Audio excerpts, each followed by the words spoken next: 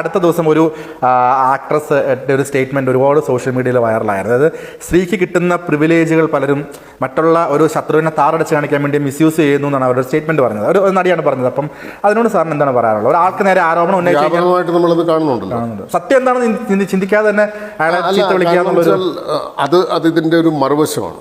അതായത് ഒരു സ്ത്രീക്ക് ഈ പറയുന്ന പ്രിവിലേജസ് ഉപയോഗിച്ചുകൊണ്ട് മറ്റൊരാളുടെ ജീവിതത്തെ ആക്രമിക്കാനോ തകർക്കാനോ ഒക്കെ പറ്റുന്ന തരത്തിൽ ആ തരത്തിലൊരു വ്യവസ്ഥയും ഇതിൻ്റെ സമാന്തരമായിട്ട് ഉണ്ടാവുന്നുണ്ട്.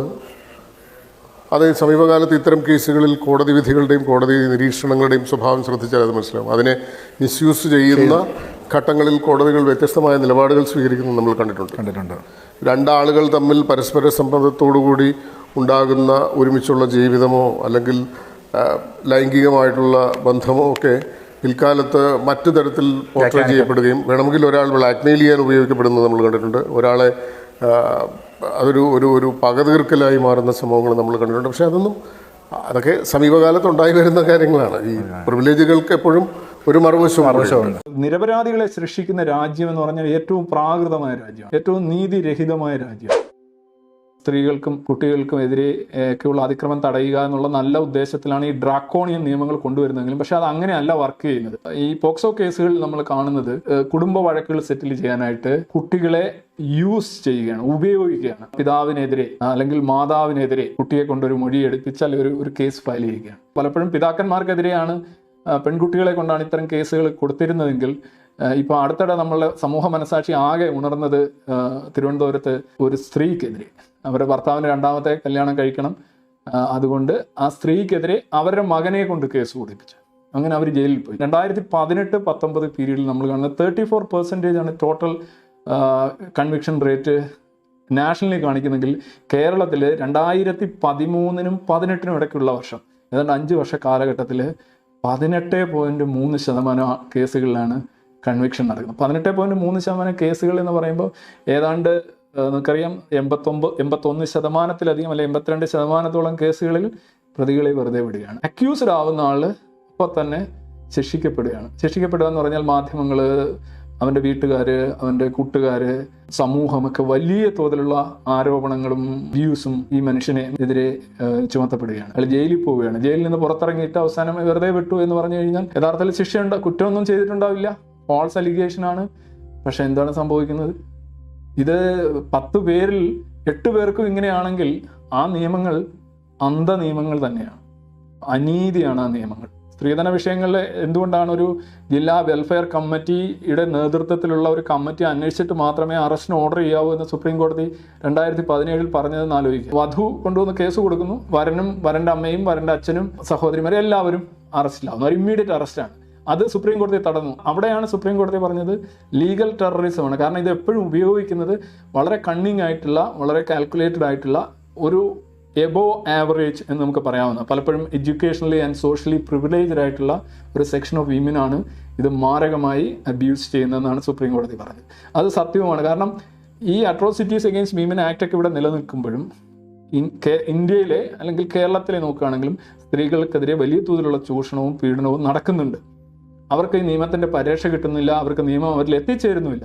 ജനറൽ ന്യൂട്രൽ ആകണമെന്നാണ് നിയമം പറയുന്നത്. പക്ഷേ ഇത്തരത്തിൽ ജനറൽ ന്യൂട്രൽ അല്ല, സ്ത്രീകൾക്ക് ഒരല്പം ആനുകൂല്യം കിട്ടുന്ന രീതിയിലാണ് നിയമങ്ങൾ ഫ്രെയിം ചെയ്തിരിക്കുന്നത്. പക്ഷേ ഇത് ചെറിയ തോതിലുള്ള ആനുകൂല്യം അല്ല. ഒരു കേസിൽ ഉദാഹരണമായിട്ട് 354 ഇന്ത്യയിലെ നിലവിലുള്ള നിയമം അനുസരിച്ച് ഒരു സ്ത്രീ പറയുന്നത് ശരിയായിരിക്കും എന്നാണ് കൺസിഡർ ചെയ്യുന്നത്. ഇത് പണ്ട് കാൾ മാക്സിനോട് ചോദിച്ചു, ഈ ചൂഷകർക്കെതിരെ സമരം ചെയ്തിട്ട് തൊഴിലാളി വർഗ്ഗ സർവാധിപത്യം ഉണ്ടായി കഴിഞ്ഞാൽ പിന്നെ തൊഴിലാളി വർഗ്ഗം ഒരു ആധിപത്യം കിട്ടിക്കഴിഞ്ഞാൽ അവർ മറ്റുള്ളവരെ ചൂഷണം ചെയ്യില്ലേ എന്ന് ചോദിച്ചപ്പോൾ അവരങ്ങനെ ചെയ്യുമെന്ന് ഞാൻ വിശ്വസിക്കുന്നില്ല എന്നാണ് അദ്ദേഹം. അതേപോലെയാണ് സ്ത്രീകൾ ഇക്കാര്യത്തിൽ കള്ളം പറയില്ല എന്നുള്ള ഒരു വിശ്വാസം യഥാർത്ഥത്തിൽ അത് ശരിയല്ല. കാരണം സ്ത്രീകളാകട്ടെ പുരുഷന്മാരാകട്ടെ ട്രാൻസ്ജെൻഡർ ആകട്ടെ ആരാകട്ടെ അവർ കള്ളം പറയുന്നവരാണ് മനുഷ്യൻ. നമ്മൾ പലതരത്തിലുള്ള കള്ളങ്ങൾ പറയാറുണ്ട്. നമ്മളുടെ ലക്ഷ്യം നേടാനായിട്ട് നമ്മൾ പലതരം കാര്യങ്ങൾ പടച്ചുണ്ടാക്കാറുണ്ട്.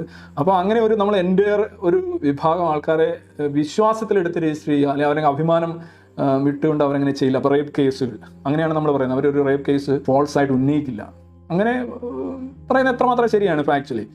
നമുക്ക് അങ്ങനെ കരുതാം, കുറേ പേര് അങ്ങനെ ചെയ്യില്ല, പക്ഷെ അങ്ങനെ ചെയ്യുന്ന ആൾക്കാരുണ്ടാവും. അപ്പോൾ ഇങ്ങനെയുള്ള നിയമങ്ങൾ കൊണ്ടുവരുമ്പോൾ അതിനകത്തെ അന്ധത മാറ്റണം. അതായത് ആർക്കും ആരെയും ഇത് ഉപയോഗിക്കാവുന്ന ഒരു ഡ്രാക്കോണിയൻ നിയമമായിട്ട് ഇത് നിലനിൽക്കുന്ന ഇത് മാറ്റണം.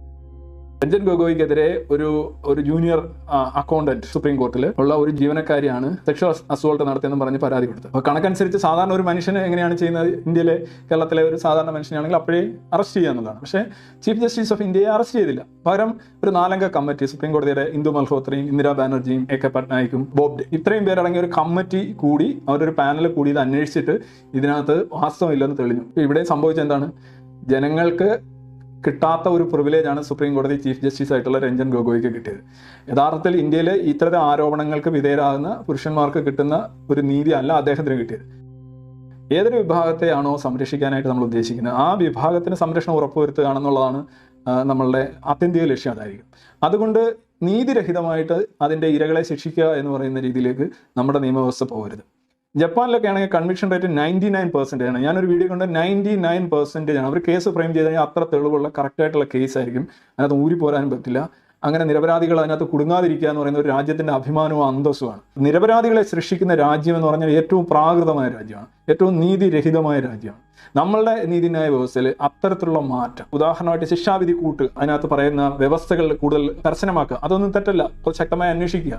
പക്ഷേ വാദിയും പ്രതിയും ഒരു കേസ് വരുമ്പോൾ വാദി പറയുന്നത് അപ്പാടി വിശ്വസിച്ചുകൊണ്ട് നമ്മൾ ഈ ഡ്രക്കോണിയൻ നിയമം കൊണ്ടുവരുന്നത് എന്തിനാണ്? ഇത്തരം തെറ്റുകൾ ഇതുമൂലം ഉണ്ടാകില്ല എന്നാണെങ്കിൽ ഒരിക്കലും അല്ല. കൈയും കാലും വെട്ടുന്നിടത്ത് പോലും ഇത്തരം എന്തിനാണോ കൈ വെട്ടുന്നത്, കാല് വെട്ടുന്നത്, കഴുത്ത് വെട്ടുന്നത്, ആ കുറ്റങ്ങൾ നടക്കുക തന്നെ ചെയ്യുന്നുണ്ട്, അണ്ടർ റിപ്പോർട്ടിംഗ് ആയാലും അല്ലെങ്കിൽ. കാരണം ഇത് ചെയ്യുന്ന കുറച്ച് ആൾക്കാരായിരിക്കും, പൊതുവിൽ അങ്ങനെ ചെയ്യില്ല. പക്ഷേ ഇവിടെ ഒരു പ്രശ്നം വളരെ ഹാർഷാക്കി, വളരെ ബ്ലൈൻഡാക്കി ഇതിൻ്റെ വ്യവസ്ഥകൾ വെക്കുമ്പോൾ പാവങ്ങളും നിരപരാധികളുമായിട്ടുള്ള ആളുകൾ വലിയ തോതിൽ അത് കുടുങ്ങുന്നു എന്നുള്ളതാണ്. തുല്യ നീതി പ്രതികൾക്ക്, പ്രതി എന്ന് വെച്ചാൽ അക്യൂസ്ഡാണ്, പ്രതി എന്ന് പറഞ്ഞാൽ അക്യൂസ്ഡാണ്, ഈസ് നോട്ട് കൺവിക്റ്റഡ്. നമുക്ക് ആർക്കെതിരെ എന്തും അക്യൂസ് ചെയ്യാം, അത് ചെയ്തു ഇത് ചെയ്തു എന്ന് പറയാം. എത്ര ശക്തമായ നിയമങ്ങൾ നമ്മൾക്ക് ഏതെങ്കിലും ഒരു ജനവിഭാഗത്തിന് വേണ്ടി വരുന്നു എന്ന് നമ്മൾ പറഞ്ഞു കഴിഞ്ഞാൽ അതിൻ്റെ അർത്ഥം അവർ ഓവർ പ്രൊട്ടക്റ്റഡ് എന്നാണ്. അതൊരിക്കലും അവരുടെ മോചനത്തിൻ്റെയോ അവരുടെ റീഫോർമേഷൻ്റെയോ അഡ്വാൻസ്മെന്റിൻ്റെയോ ഒരു ചിഹ്നമല്ല. നമ്മൾക്ക് വേണ്ടത് നിയമവ്യവസ്ഥ കാര്യക്ഷമമാക്കുക, നിയമങ്ങൾ കൃത്യമായി നടപ്പിലാക്കുക, നിയമങ്ങൾ സുതാര്യമാക്കുക, അതിൽ മാനവികമായിട്ടുള്ള നീതിയുടേതായിട്ടുള്ള വ്യവസ്ഥകൾ എഴുതി ചേർക്കുക. നമ്മളുടെ നിയമവ്യവസ്ഥ ഒരുപാട് പരിഷ്കരണം ആവശ്യപ്പെടുന്ന ഒരു സംവിധാനമാണ്. നമ്മൾ പല കാര്യത്തിൽ നമ്മുടെ IPC തൊട്ട്, നമ്മുടെ കോർട്ടിലെ പ്രൊസീഡിങ്സ് തൊട്ട്, നമ്മളുടെ അഭിസംബോധനകൾ തൊട്ട്, ഒരുപക്ഷെ ഏറ്റവും ഇപ്പോഴും അപരിഷ്കൃതമായിട്ട് തുടരുന്ന ഒരു ഇൻസ്റ്റിറ്റ്യൂഷനാണ്, വ്യവസ്ഥയാണ് നമ്മുടെ നീതിന്യായ വ്യവസ്ഥ. നമ്മുടെ എല്ലാ തലങ്ങളിലും നോക്കുകയാണെങ്കിൽ ഒരു കൊളോണിയൽ ഒരു സാധനമുണ്ട്. ആ ഒരു രീതിയിലാണ് പൗരനെ കുറ്റവാളി ആക്കിക്കൊണ്ട് അക്യൂസ്ഡ് ആവുമ്പോൾ തന്നെ അങ്ങനെ നമ്മൾ കാണുന്നുണ്ട്. പക്ഷേ നമ്മളെപ്പോഴും പറയാൻ എന്താണ്, ഒരു നിരപരാധി പോലും ശിക്ഷിക്കപ്പെടാൻ പാടില്ല. അതാണ് നമ്മൾ വിശ്വസിക്കുന്നതെങ്കിൽ ഈ അന്ധ നിയമങ്ങളുടെ കാര്യത്തിൽ നമ്മൾ ഒരു പുനർവിചിന്തനം നടത്തണം. അല്ലെങ്കിൽ അത് നാണക്കേടാണ് നമ്മുടെ രാജ്യത്തിനും നമ്മുടെ ജനതയ്ക്കും വലിയ തോതിലുള്ള നമ്മുടെ അന്തസ്സിടിച്ച് താഴ്ത്തുന്ന ഒന്നാണ്.